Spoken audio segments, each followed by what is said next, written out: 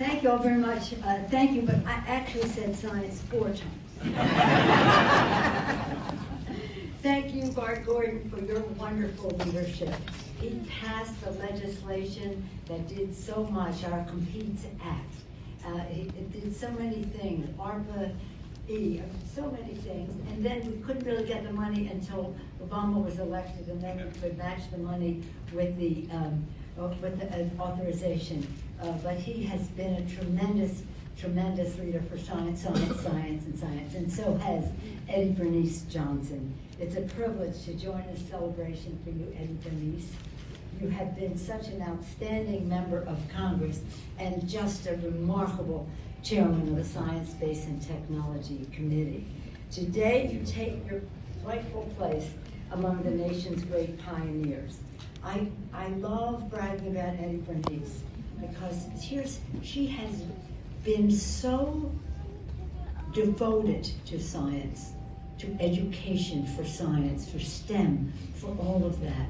She has built her relationships in the community. She listens to the scientific community, academic community, universities, and the rest.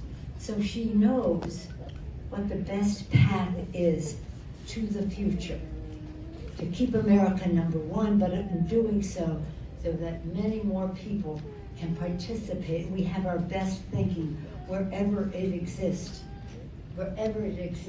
in our society. Lucas, I love that you had, Ranking Member Lucas, thank you for what you had to say, and they working together a bipartisan arrangement for the science aspect of the CHIPS Act. There were those who said, just do chips, we need chips, chips is national security, chips is this, chips is that. The chips are important, right away.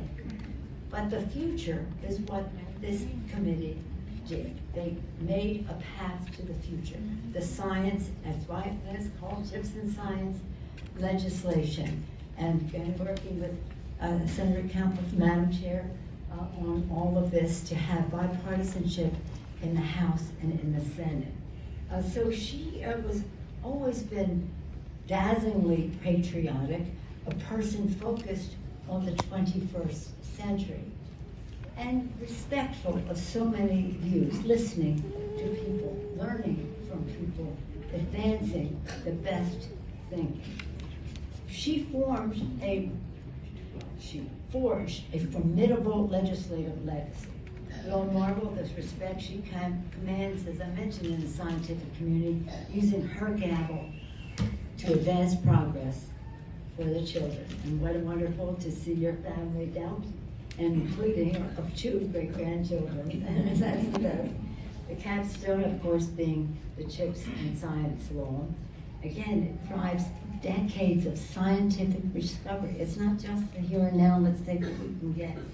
Innovation, recruiting a diverse STEM workforce. And then she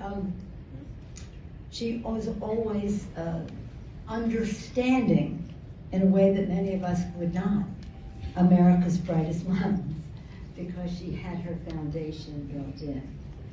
You all know, a proud daughter of Texas, the first Black woman elected to state public office from Dallas.